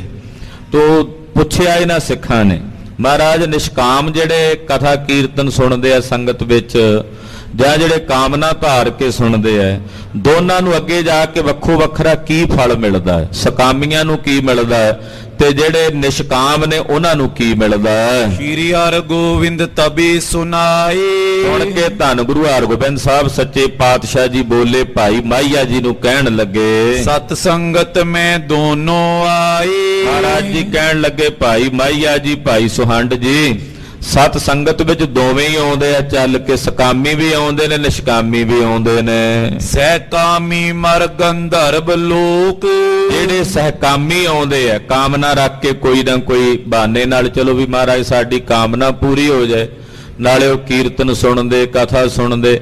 ਕਹਿੰਦੇ ਫਿਰ ਉਹਨਾਂ ਸਹਿਕਾਮੀਆਂ ਨੂੰ ਅੱਗੇ ਗੰਧਰਵ ਲੋਕ ਤੇ ਵਿੱਚ ਕਿਸੇ ਚੰਗੀ ਪੁਰੀ ਦੇ ਵਿੱਚ ਨਿਵਾਸ ਮਿਲਦਾ। ਜਾਈ ਆਨੰਦ ਭੁਗਤੇ ਬਿਨ ਸ਼ੋਕ, ਬਿਨਾਂ ਸ਼ੋਕ ਤੋਂ ਜਿੱਥੇ ਕੋਈ ਦੁੱਖ ਨਹੀਂ ਹੁੰਦਾ, ਉਹ ਬਿਨਾਂ ਸ਼ੋਕ ਤੋਂ ਉਸ ਗੰਧਰਵਪੁਰੀ ਦਾ, ਕਿਸੇ ਨਾ ਕਿਸੇ ਗੰਧਰਵਪੁਰੀ ਦਾ ਜਿਹਨੂੰ ਆਪਾਂ ਸਵਰਗ ਦਾ ਸੁੱਖ ਕਹਿ ਦਿੰਨੇ ਆ, ਉਹਨੂੰ ਮਾਣਦਾ ਹੈ। ਤਿਨਈ ਸੰਗ ਮੁਕਤ ਹੋ ਜਾਵੇ, ਫਿਰ ਜਦੋਂ ਗੰਧਰਵ ਲੋਕ ਵਿੱਚ ਜਾਂਦਾ ਉੱਥੇ ਉਹ ਕੀਰਤਨ ਸੁਣਦਾ ਕਥਾ ਸੁਣਦਾ, ਉਸ ਗੰਧਰਵ ਲੋਕ ਦੇ ਵਿੱਚੋਂ ਫਿਰ ਤੈਨੂੰ ਮੋਕਸ਼ ਦੀ ਪ੍ਰਾਪਤੀ ਹੁੰਦੀ ਹੈ। ਜਨਮ ਮਰਨ ਕੋ ਦੁੱਖ ਨੈ ਪਾਵੇ, ਉਹਨੂੰ ਫਿਰ ਜਨਮ ਮਰਨ ਦਾ ਦੁੱਖ ਨਹੀਂ ਵਿਆਪਦਾ। ਐਸਾ ਨਹੀਂ ਵੀ ਕਥਾ ਕੀਰਤਨ ਕੋਈ ਕਾਮਨਾ ਰੱਖ ਕੇ ਸੁਣਦਾ ਉਹਨੂੰ ਲਾਭ ਨਹੀਂ ਮਿਲਦਾ। ਮਹਾਰਾਜ ਜੀ ਕਹਿੰਦੇ ਉਹਨੂੰ ਵੀ ਲਾਭ ਮਿਲਦਾ ਹੈ, ਪਰ ਪਹਿਲਾਂ ਕੁਝ ਸਮੇਂ ਲਈ ਕਿਸੇ ਲੋਕ ਵਿੱਚ ਉਹਦਾ ਨਿਵਾਸ ਹੁੰਦਾ ਹੈ, ਫਿਰ ਸਰੀਰ ਲੈ ਕੇ ਉਹਨੂੰ ਦੁਬਾਰਾ ਜਨਮ ਧਾਰ ਕੇ ਆਉਣਾ ਪੈਂਦਾ ਹੈ। ਕਥਾ ਕੀਰਤਨ ਦਾ ਪ੍ਰਵਾਹ ਦਾ ਰਸ ਮਾਣਦਿਆਂ ਫਿਰ ਉਹ ਜਨਮ ਮਰਨ ਤੋਂ ਮੁਕਤ ਹੋ ਜਾਂਦਾ ਹੈ। ਜੇ ਨਿਸ਼ਕਾਮ ਗਿਆਨ ਕੋ ਪਾਏ, ਪਰ ਜਿਹੜੇ ਨਿਸ਼ਕਾਮ ਹੋ ਕੇ ਕਥਾ ਕੀਰਤਨ ਸੁਣਦੇ ਨੇ, ਕਾਮਨਾ ਰਹਿਤ ਹੋ ਕੇ ਨਿਤਨੇਮ ਕਰਦੇ, ਕਾਮਨਾ ਰਹਿਤ ਹੋ ਕੇ ਬਾਣੀ ਪੜ੍ਹਦੇ ਨੇ, ਮਹਾਰਾਜ ਜੀ ਕਹਿੰਦੇ ਉਹਨਾਂ ਨੂੰ ਜਿਉਂਦਿਆਂ ਜੀ ਬ੍ਰਹਮ ਗਿਆਨ ਦੀ ਅਵਸਥਾ ਦੀ ਪ੍ਰਾਪਤੀ ਹੋ ਜਾਂਦੀ। ਆਖੋ ਸਤਿਨਾਮ ਸ੍ਰੀ ਵਾਹਿਗੁਰੂ। ਉਹ ਜਿਉਂਦਿਆਂ ਹੀ ਮੁਕਤ ਹੋ ਜਾਂਦੇ। ਉਹਨਾਂ ਨੂੰ ਜਿਉਂਦਿਆਂ ਜੀ ਹੀ ਆਤਮ ਗਿਆਨ ਦਾ ਸਾਖਸ਼ਾਤਕਾਰ ਹੋ ਜਾਂਦਾ। ਜਿਹੜੇ ਨਿਸ਼ਕਾਮ ਹੋ ਕੇ ਕਥਾ ਕੀਰਤਨ ਸੁਣਦੇ, ਨਿਸ਼ਕਾਮ ਹੋ ਕੇ ਬਾਣੀ ਪੜ੍ਹਦੇ, ਨਿਸ਼ਕਾਮ ਹੋ ਕੇ ਸੇਵਾ ਕਰਦੇ, ਨਿਸ਼ਕਾਮ ਹੋ ਕੇ ਸਿਮਰਨ ਕਰਦੇ, ਉਹਨਾਂ ਨੂੰ ਜਿਉਂਦਿਆਂ ਜੀ ਹੀ ਬ੍ਰਹਮ ਗਿਆਨ ਦੀ ਪ੍ਰਾਪਤੀ ਹੋ ਜਾਂਦੀ ਹੈ। ਝੂਠੇ ਲਗ ਜਗ ਸੁਖ ਸਮੁਦਾਏ, ਕਿਉਂਕਿ ਉਹਨਾਂ ਅੰਦਰ ਇਹ ਬਿਰਤੀ ਬਣ ਜਾਂਦੀ ਹੈ ਕਿ ਇਹ ਸੰਸਾਰ ਦੇ ਜਿਤਨੇ ਸੁੱਖ ਨੇ ਸਭ ਝੂਠੇ ਨੇ, ਇਹ ਸਭ ਨਸ਼ਵਰ ਨੇ, ਇਹਨਾਂ ਦੀ ਕੀ ਕਾਮਨਾ ਕਰਨੀ। ਜਿਹੜਾ ਹੈ ਹੀ ਨਾਸ਼ਵਾਨ, ਸੱਚੇ ਸਾਹਿਬ ਕੋਲੋਂ ਨਾਸ਼ਵਾਨ ਚੀਜ਼ਾਂ ਕਿਵੇਂ ਮੰਗੀਏ? ਆਖੋ ਸਤਿਨਾਮ ਸ੍ਰੀ ਵਾਹਿਗੁਰੂ। ਸੱਚੇ ਕੋਲੋਂ ਝੂਠ ਕਿਵੇਂ ਮੰਗੀਏ? ਉਹਨਾਂ ਦੀ ਇਹ ਬਿਰਤੀ ਬਣ ਜਾਂਦੀ ਹੈ ਵੀ ਸਾਹਿਬ ਸੱਚਾ ਹੈ, ਸੱਚੇ ਸਾਹਿਬ ਕੋਲੋਂ ਇਹ ਝੂਠੀਆਂ ਚੀਜ਼ਾਂ ਸੰਸਾਰ ਦੀਆਂ ਕਿਵੇਂ ਮੰਗੀਏ? ਸ਼ਰਮ ਆਉਂਦੀ ਹੈ, ਲਾਜ ਆਉਂਦੀ ਹੈ। ਸੱਚੇ ਕੋਲੋਂ ਤਾਂ ਸੱਚ ਹੀ ਮੰਗਣਾ ਚਾਹੀਏ ਨਾ। ਉਹ ਇਸ ਕਰਕੇ ਫਿਰ ਸੰਸਾਰ ਦੇ ਜਿੰਨੇ ਪਦਾਰਥ ਨੇ, ਸੁੱਖ ਨੇ, ਇਹਨਾਂ ਨੂੰ ਝੂਠ ਜਾਣ ਕੇ ਇਹਨਾਂ ਦਾ ਤਿਆਗ ਕਰ ਦਿੰਦੇ, ਜਿਸ ਕਰਕੇ ਉਹਨਾਂ ਅੰਦਰ ਕੋਈ ਕਾਮਨਾ ਉਪਜਦੀ ਨਹੀਂ। ਪ੍ਰਾਰਬਧ ਪੁਰਵੀ ਤਜ ਪ੍ਰਾਨ, ਉਹਨਾਂ ਦੀ ਜਿਹੜੀ ਪਰਾਲਬਧ ਹੈ, ਪਰਾਲਬਧ ਦਾ ਮਤਲਬ ਆ ਸਰੀਰ ਦੀ ਜਿਹੜੀ ਪਰਾਲਬਧ ਹੈ ਤਾਂ ਹਰ ਇੱਕ ਨੂੰ ਭੋਗਣੀ ਪੈਣੀ ਨਾ। ਜਿੰਨੀ ਪਰਮੇਸ਼ਰ ਨੇ ਉਮਰ ਦਿੱਤੀ ਹੈ, ਸਵਾਸ ਦਿੱਤੇ ਹੈ, ਉਹ ਇਹਦੇ ਵਿੱਚ ਭੋਗਣੇ ਹੀ ਪੈਣੇ। ਇਸ ਪਰਾਲਬਧ ਨੂੰ ਭੋਗਣ ਤੋਂ ਬਾਅਦ ਮਿਲੇ ਵਾਹਿਗੁਰੂ ਮੈਂ ਸੁਖਵਾਨ, ਉਹ ਸਿੱਧੇ ਨਿਰੰਕਾਰ ਪਰਮੇਸ਼ਰ ਦੇ ਸਰੂਪ ਵਿੱਚ ਮਿਲ ਕੇ ਇੱਕ-ਮਿਕ ਹੋ ਜਾਂਦੇ ਨੇ। ਜਿਨ੍ਹਾਂ ਬਾਬਤ ਮਹਾਰਾਜ ਜੀ ਦੇ ਬਚਨ ਨੇ, ਜਿਉਂ ਜਲ ਮਹਿ ਜਲ ਆਹੇ ਖਟਾਨਾ, ਤਿਉਂ ਜੋਤੀ ਸੰਗ ਜੋਤ ਸਮਾਨਾ। ਮਿਟ ਗਏ ਗਵਨ, ਪਾਏ ਵਿਸਰਾਮ ਵਾਲੀ ਅਵਸਥਾ ਉਹਨਾਂ ਨੂੰ ਮਿਲ ਜਾਂਦੀ ਹੈ। ਸਭ ਤੇ ਅਧਿਕ ਅਏ ਨਿਸ਼ਕਾਮ, ਇਸ ਕਰਕੇ ਨਿਸ਼ਕਾਮ ਹੋਣਾ ਇਹ ਸਭ ਤੋਂ ਉੱਤਮ ਅਵਸਥਾ ਹੈ। ਬਹੁਤ ਔਖਾ ਹੈ ਨਿਸ਼ਕਾਮ ਹੋਣਾ। ਕਾਮਨਾ ਰਹਿਤ ਹੋ ਕੇ ਭਜਨ ਕਰਨਾ, ਕੋਈ ਇੱਛਾ ਹੋਣੀ ਨਹੀਂ। ਜਪਜੀ ਸਾਹਿਬ ਦਾ ਪਾਠ ਕੀਤਾ, ਕੋਈ ਕਾਮਨਾ ਹੈ ਹੀ ਨਹੀਂ ਵੀ ਕੀ ਮਿਲੇ। ਤੋ ਕਾਮਨਾ ਰਹਿਤ ਹੋ ਕੇ ਅਵਸਥਾ ਵਿੱਚ ਵਿਚਰਨਾ, ਮਹਾਰਾਜ ਜੀ ਕਹਿੰਦੇ ਬੜੀ ਉੱਤਮ ਅਵਸਥਾ ਹੈ। ਪਾਤਸ਼ਾਹ ਪੰਜਵੇਂ ਗੁਰਦੇਵ ਨੇ ਬਚਨ ਕਹੇ ਨੇ, ਸੇਵਾ ਕਰਤ ਹੋਏ ਨਿਹਕਾਮੀ, ਤਿਸ ਕੋ ਹੋਤ ਪ੍ਰਾਪਤ ਸੁਆਮੀ। ਐਸਾ ਨਹੀਂ ਵੀ ਜਿਹੜਾ ਕਾਮਨਾ ਧਾਰ ਕੇ ਗੁਰੂ ਘਰ ਸੰਗਤ ਸੇਵਾ ਸਿਮਰਨ ਕਰ, ਕਹਿੰਦੇ ਉਹ ਮੁਕਤ ਤਾਂ ਹੋਣਗੇ ਪਰ ਜਿਉਂਦਿਆਂ ਜੀ ਗਿਆਨ ਨੂੰ ਨਹੀਂ ਪ੍ਰਾਪਤ ਕਰ ਸਕਦੇ। ਬ੍ਰਹਮ ਗਿਆਨ, ਆਤਮ ਗਿਆਨ ਨਹੀਂ ਉਹਨਾਂ ਨੂੰ ਮਿਲ ਸਕਦਾ। ਪਰ ਜਿਹੜਾ ਨਿਸ਼ਕਾਮ ਹੋ ਕੇ ਕਰੇਗਾ ਸੇਵਾ ਸਿਮਰਨ, ਉਹ ਜਿਉਂਦਿਆਂ ਜੀ ਹੀ ਬ੍ਰਹਮ ਗਿਆਨ ਦੀ ਅਵਸਥਾ ਨੂੰ ਪ੍ਰਾਪਤ ਹੋ ਜਾਏਗਾ ਔਰ ਉਹ ਬਹੁਤ ਉੱਤਮ ਅਵਸਥਾ ਨੂੰ ਪ੍ਰਾਪਤ ਹੋਵੇਗਾ, ਜਿਹਨੂੰ ਪਰਮਗਤ ਪਰਮ ਪਦਵੀ ਕਿਹਾ ਹੈ। ਦੋਏ ਬਿਦ ਕੀ ਜਾਨੋ ਸਹਿਕਾਮ। ਹੁਣ ਮਹਾਰਾਜ ਜੀ ਅੱਗੇ ਹੋਰ ਸਹਿਕਾਮੀਆਂ ਦੀ ਗੱਲ ਕਰਦੇ। ਕਹਿੰਦੇ ਜਿਹੜੇ ਸਹਿਕਾਮੀ ਨੇ ਉਹ ਵੀ ਅੱਗੇ ਫਿਰ ਦੋ ਤਰ੍ਹਾਂ ਦੇ ਨੇ। ਹਾਂਜੀ, ਤਨ ਨਿਰਭਾ ਮਾਤਰ ਇਕ ਲੇਤ। ਜਿਹੜੇ ਸਹਿਕਾਮੀ ਨੇ, ਉਹਨੇ ਪੁੱਛਿਆ ਨਾ ਮਹਾਰਾਜ ਵੀ ਜਿਹੜੇ ਅਸੀਂ ਗੁਰੂ ਘਰ ਵਿੱਚ ਕਥਾ ਕੀਰਤਨ ਕਰਨ ਵਾਲੇ, ਸਾਨੂੰ ਮਾਇਆ ਮਿਲਦੀ ਹੈ ਤੇ ਉਹਦੇ ਨਾਲ ਅਸੀਂ ਗੁਜਰਾਨ ਕਰਦੇ ਹਾਂ, ਤੇ ਸਾਡਾ ਕਿਵੇਂ ਭਲਾ ਹੋਵੇਗਾ? ਤੋ ਮਹਾਰਾਜ ਜੀ ਕਹਿੰਦੇ ਜਿਹੜੇ ਸਹਿਕਾਮੀ ਨੇ ਉਹ ਵੀ ਦੋ ਪ੍ਰਕਾਰ ਦੇ ਨੇ। ਇੱਕ ਤਾਂ ਉਹ ਨੇ ਜਿਹੜੇ ਗੁਰੂ ਅਸਥਾਨਾਂ ਤੇ, ਗੁਰੂ ਘਰਾਂ ਵਿੱਚ, ਗੁਰੂ ਤੀਰਥਾਂ ਤੇ ਸੇਵਾਵਾਂ ਨਿਭਾਉਂਦੇ ਆ ਔਰ ਉਹਨਾਂ ਕ ਲੈਂਦੇ ਜਿੰਨੇ ਕ ਦੇ ਨਾਲ ਉਹਨਾਂ ਦੇ ਪਰਿਵਾਰ ਦਾ ਤੇ ਉਹਨਾਂ ਦਾ ਨਿਰਵਾਹ ਹੋ ਜਾਏ। ਤਨ ਨਿਰਵਾਹ ਮਾਤਰ, ਲੋਭ ਨਹੀਂ ਰੱਖਦੇ, ਲਾਲਚ ਨਹੀਂ ਰੱਖਦੇ, ਉਹਨਾਂ ਕ ਲੈਂਦੇ ਜਿੰਨੇ ਕ ਚ ਉਹਨਾਂ ਦਾ ਔਰ ਉਹਨਾਂ ਦੇ ਪਰਿਵਾਰ ਦਾ ਨਿਰਵਾਹ ਹੋ ਜਾਵੇ। ਬਿਨ ਜਾਚੇ ਕਰ ਭਾਉ ਜੋ ਦੇਤ। ਔਰ ਬਿਨਾਂ ਮੰਗਿਆ ਪ੍ਰੇਮ ਨਾਲ ਜੋ ਕੁਝ ਕੋਈ ਦੇ ਦੇਵੇ, ਸਤ ਸੰਗੀ ਕਥਾ ਕੀਰਤਨ ਸੁਣਨ ਵਾਲਾ, ਪ੍ਰੇਮ ਸਹਿਤ ਜੋ ਦੇ ਦੇਵੇ, ਸੋਲੇ ਕਰ ਹਰਖੀ ਉਰਮਾਈ। ਉਹ ਲੈ ਕੇ ਉਹਦੇ ਚ ਪ੍ਰਸੰਨ ਹੋ ਜਾਏ, ਉਹਦੇ ਚ ਆਨੰਦਿਤ ਹੋ ਜਾਏ ਵੀ ਮੇਰੇ ਭਾਗਾਂ ਦਾ, ਮੇਰੇ ਕਰਮਾਂ ਦਾ ਮੈਨੂੰ ਮਿਲ ਗਿਆ ਹੈ। ਲਖੇ ਵਾਹਿਗੁਰੂ ਪਠ ਹਮ ਪਾਈ। ਇਹ ਜਾਣੇ ਕਿ ਪਰਮੇਸ਼ਰ ਨੇ ਗੱਫਾ ਭੇਜਿਆ, ਅਕਾਲ ਪੁਰਖ ਨੇ ਜਿਹੜਾ ਇਹ ਗੱਫਾ ਮਾਇਆ ਦਾ, ਇਹ ਪਰਮੇਸ਼ਰ ਨੇ ਸਾਡੇ ਨਿਰਵਾਹ ਲਈ ਭੇਜਿਆ ਹੈ। ਪ੍ਰਾਪਤ ਜੋ ਵਰਤਾਏ ਸੁਖਾਏ। ਜੋ ਮਿਲ ਜਾਏ ਉਹਨੂੰ ਪ੍ਰਾਪਤ ਕਰਕੇ ਆਪਸ ਵਿੱਚ ਵਰਤ ਲਵੇ, ਖਾ ਲਵੇ, ਵੰਡ ਕੇ ਛਕ ਲਵੇ। ਕੀਰਤਨ ਕਥਾ ਸ਼੍ਰੀ ਹਿਤ ਗਾਏ। ਔਰ ਜਿਹੜੀ ਕਥਾ ਤੇ ਕੀਰਤਨ ਕਰੇ ਉਹ ਮਾਇਆ ਲਈ ਨਾ ਕਰੇ, ਉਹ ਇਸ ਲਈ ਕਰੇ ਕਿ ਇਹ ਕਥਾ ਕੀਰਤਨ ਕਰਦਿਆਂ ਮੇਰੇ ਸਾਹਿਬ ਮੇਰੀ ਕਲਿਆਣ ਕਰ ਦੇਗੇ। ਆਖੋ ਸਤਨਾਮ ਸ੍ਰੀ ਵਾਹਿਗੁਰੂ। ਸਤਿਗੁਰੂ ਜੀ ਨੇ ਬੜਾ ਸੁੰਦਰ ਤਰੀਕਾ ਜਿਹੜੇ ਸਾਡੇ ਮਹਿਕਮੇ ਵਾਲੇ ਜੀ ਨੇ ਉਹਨਾਂ ਵਾਸਤੇ ਪਾਤਸ਼ਾਹ ਨੇ ਮੁਕਤੀ ਦਾ ਤਰੀਕਾ ਦੱਸਿਆ ਕਿ ਕਥਾ ਕੀਰਤਨ ਕਰਦਿਆਂ ਗੁਰਬਾਣੀ ਦਾ ਪਾਠ ਕਰਦਿਆਂ ਕਾਮਨਾ ਨਾ ਕਰੇ ਵੀ ਇਹਦੇ ਬਦਲੇ 'ਚ ਮੈਨੂੰ ਕੁਝ ਮਿਲੇ। ਜਿੰਨਾ ਮਿਲ ਜੇ ਉਹਨੂੰ ਪ੍ਰੇਮ ਸਹਿਤ ਲੈ ਕੇ ਵਰਤ ਲਵੇ, ਆਖੇ ਵੀ ਮੇਰੇ ਭਾਗਾਂ ਦਾ ਮੇਰੇ ਮਾਲਕ ਨੇ ਪਰਮੇਸ਼ਰ ਨੇ ਮੈਨੂੰ ਭੇਜਿਆ। ਕਥਾ ਕੀਰਤਨ ਪੈਸੇ ਲਈ ਨਾ ਕਰੇ, ਕਥਾ ਕੀਰਤਨ ਇਸ ਲਈ ਕਰੇ ਵੀ ਇਹ ਕਥਾ ਕੀਰਤਨ ਦੁਆਰਾ ਮੇਰੀ ਕਲਿਆਣ ਹੋਣੀ ਹੈ, ਮੇਰੀ ਸ਼੍ਰੇਅ ਹੋਣੀ ਹੈ। ਗੁਰੂ ਪਾਤਸ਼ਾਹ ਕਿਰਪਾ ਕਰਨ ਮੇਰੇ ਵਰਗੇ ਕਥਾਕਾਰਾਂ ਦੇ ਹਿਰਦਿਆਂ 'ਚ, ਕੀਰਤਨੀਆਂ ਦੇ ਹਿਰਦਿਆਂ 'ਚ ਇਹ ਭਾਵਨਾ ਬਣ ਆਵੇ ਕਿ ਕਥਾ ਤੇ ਕੀਰਤਨ ਸਾਡੇ ਕਲਿਆਣ ਦਾ ਮਾਰਗ ਹੈ, ਨਾ ਕਿ ਸਾਡੀ ਰੋਜੀ ਰੋਟੀ ਦਾ ਸਾਧਨ ਹੈ। ਇਹਦੇ ਨਾਲ ਸਾਡੀ ਕਲਿਆਣ ਹੋਣੀ।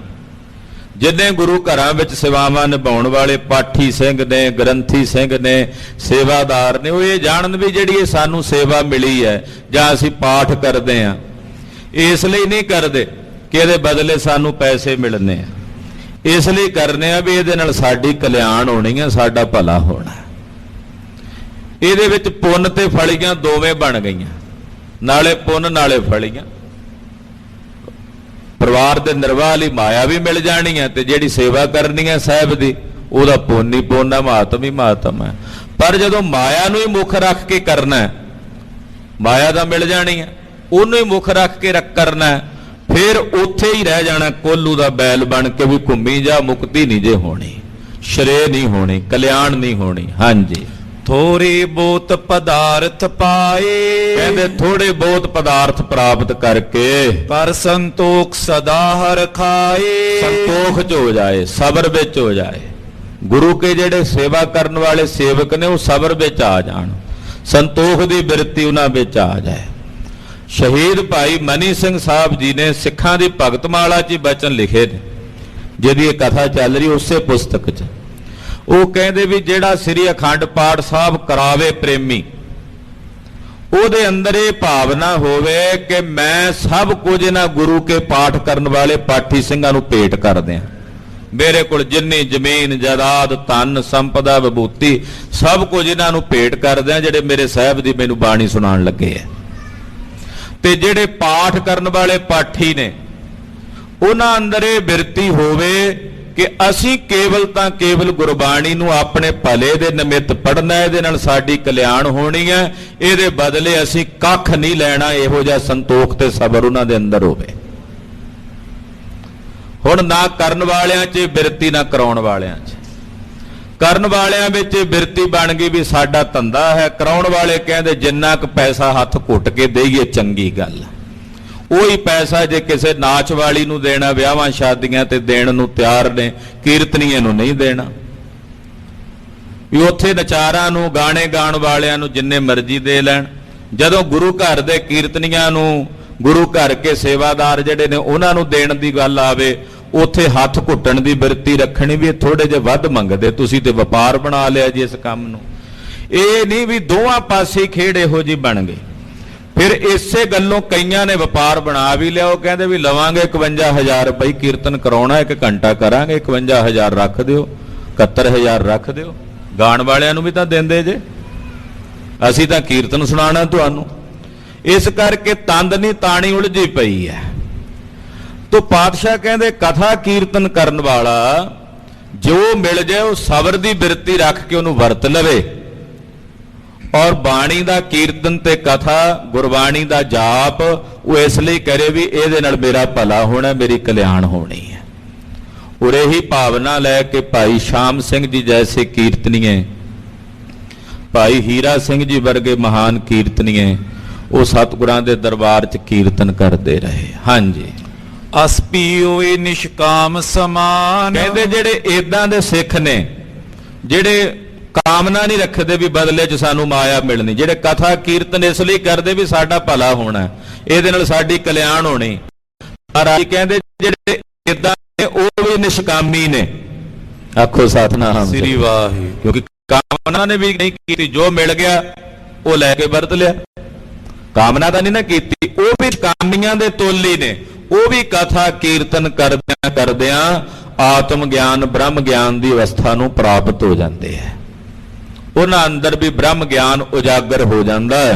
ਬਿਨਾ ਲੋਭ ਤੇ ਕਰੇ ਜੁਆਨ। ਕਿਉਂਕਿ ਲਾਲਚ ਤੋਂ ਬਿਨਾ, ਲੋਭ ਤੋਂ ਬਿਨਾ ਉਹ ਕਰਦੇ ਨੇ ਕਥਾ ਕੀਰਤਨ।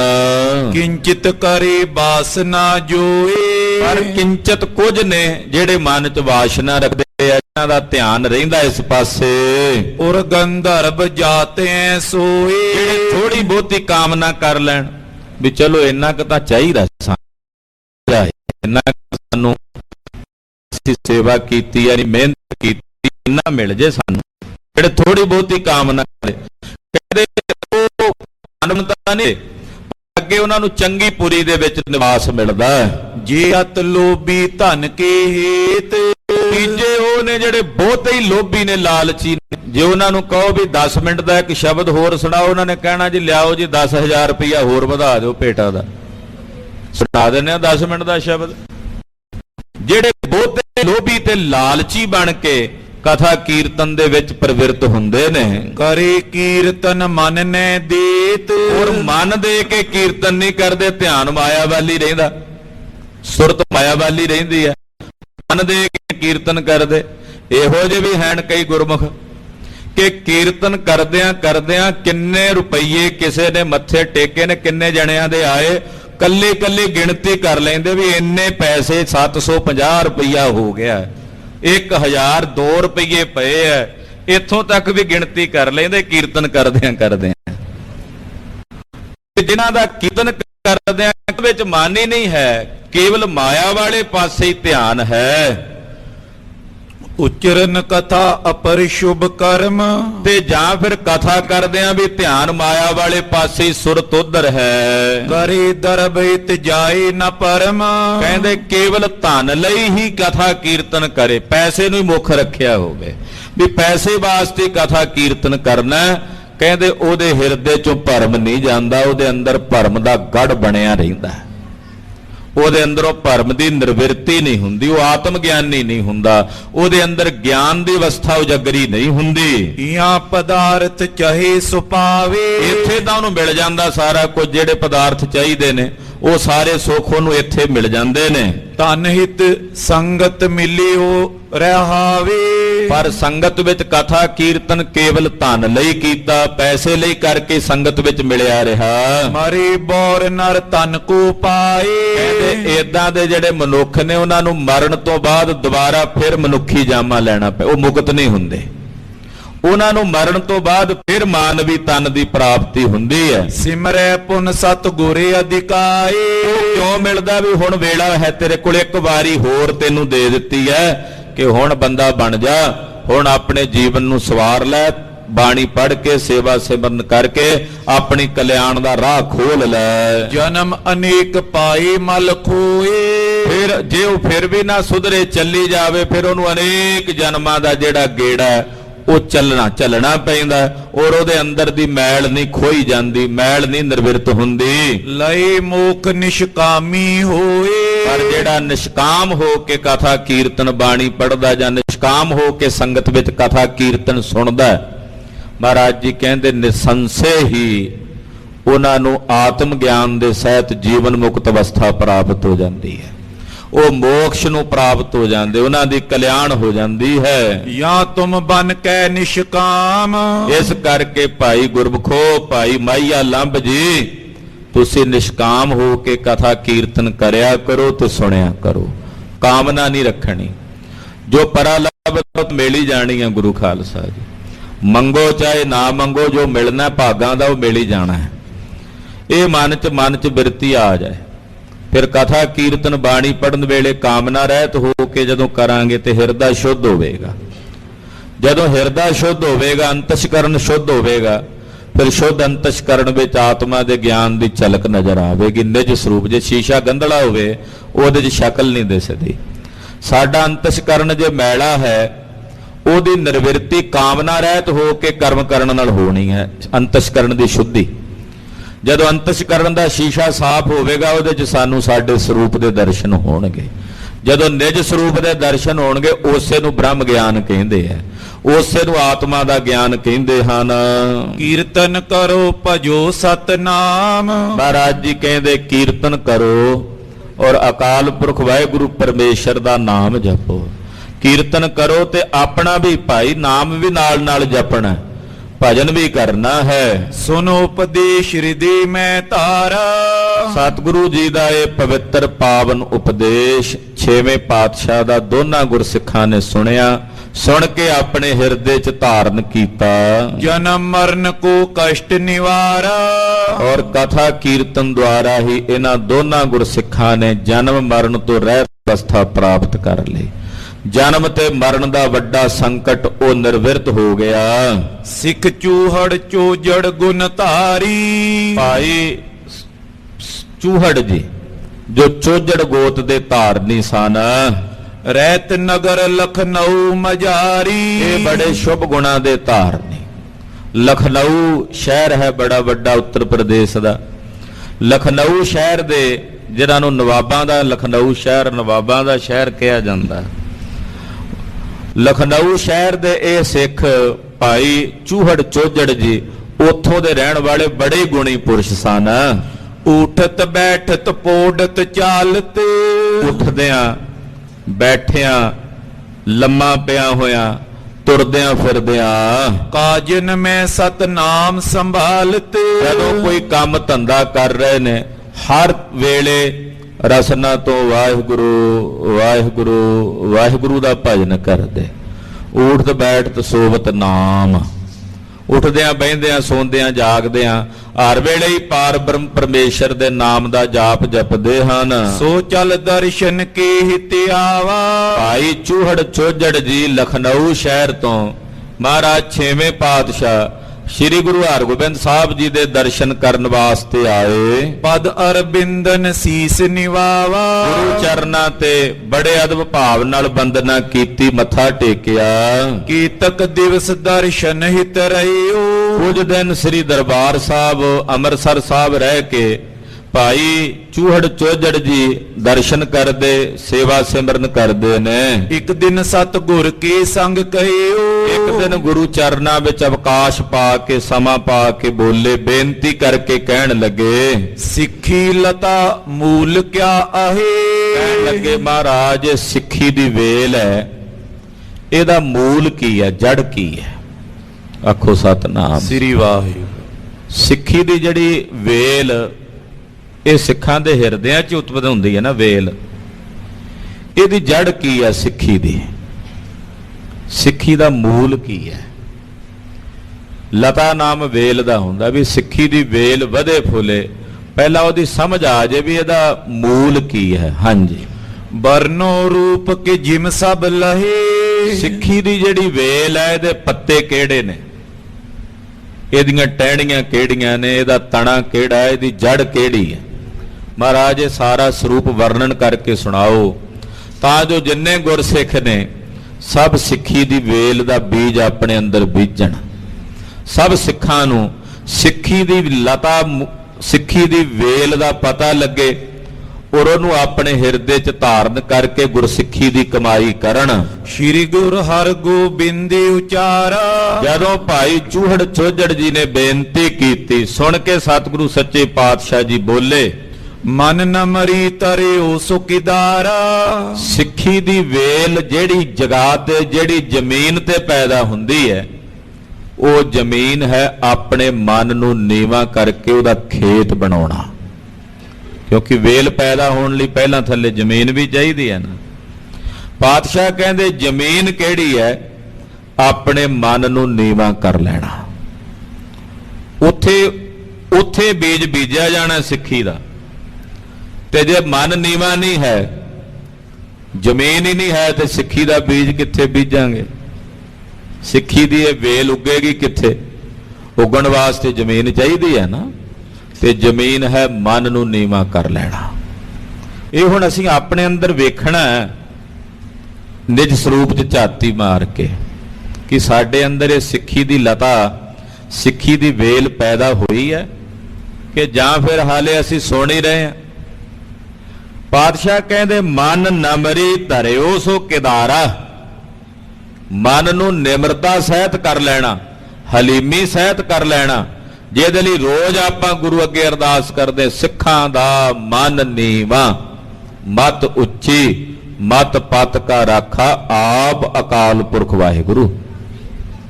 ਮਨ ਨੀਵਾ, ਮਨ ਨੂੰ ਨੀਵਾ ਕਰਕੇ ਰੱਖਣਾ, ਕਹਿੰਦੇ ਇਹ ਉਹ ਖੇਤ ਹੈ ਜਿਹਦੇ ਵਿੱਚ ਸਿੱਖੀ ਦੀ ਵੇਲ ਉਗਣੀ ਹੈ। ਗੁਰ ਸ਼ਰਦਾ ਜਿਸ ਕੋ ਅੰਕੂਰ, ਕਹਿੰਦੇ ਗੁਰੂ ਪਾਤਸ਼ਾਹ ਤੇ ਸ਼ਰਧਾ ਰੱਖਣੀ ਹੈ ਟੁੱਟ।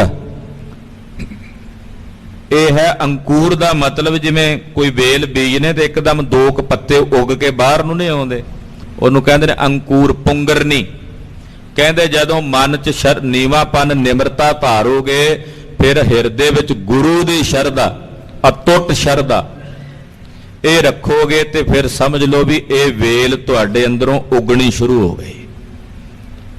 ਅੰਕੂਰ ਦਾ ਮਤਲਬ ਹੈ ਫੁੱਟ ਗਈ ਵੇਲ। ਫਿਰ ਅੰਦਰੋਂ ਗੁਰੂ ਸਾਹਿਬ ਦੀ ਜਿਹੜੀ ਸ਼ਰਧਾ ਹੈ ਉਹ ਸਿੱਖੀ ਦੀ ਵੇਲ ਦਾ ਅੰਕੂਰ ਹੈ, ਮਨ ਨੂੰ ਫੁੱਟੀ ਹੈ। ਗੁਰ ਪਦ ਪ੍ਰੀਤ ਮਹਾ ਦ੍ਰਿੜ ਮੂਰ, ਗੁਰੂ ਸਾਹਿਬ ਜੀ ਦੇ ਚਰਨਾਂ ਦੀ ਜਿਹੜੀ ਪ੍ਰੀਤ ਹੈ ਉਹ ਇਸ ਵੇਲ ਦੀ ਜੜ ਹੈ। ਆਖੋ ਸਤਨਾਮ ਸ੍ਰੀ ਵਾਹਿਗੁਰੂ। ਗੁਰੂ ਸਾਹਿਬ ਦੀ ਸ਼ਰਧਾ ਰੱਖਣੀ, ਇਹ ਆ ਪੁੰਗਰਨੀ, ਵੀ ਪੁੰਗਰ ਗਈ ਵੇਲ।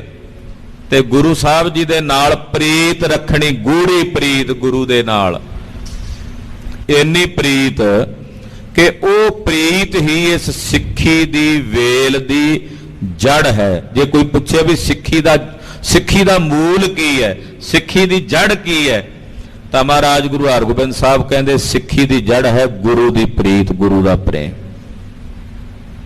ਜਿੰਨੀ ਦ੍ਰਿੜ ਪ੍ਰੀਤ ਗੁਰੂ ਨਾਲ ਹੋਵੇਗੀ, ਜਿੰਨੀ ਵੱਧ ਪ੍ਰੀਤ ਗੁਰੂ ਨਾਲ ਹੋਵੇਗੀ, ਸਿੱਖੀ ਦੀ ਵੇਲ ਦੀ ਜੜ ਓਨੀ ਜ਼ਿਆਦਾ ਮਜ਼ਬੂਤ ਹੋਵੇਗੀ, ਓਨੀ ਜ਼ਿਆਦਾ। ਹਾਂਜੀ।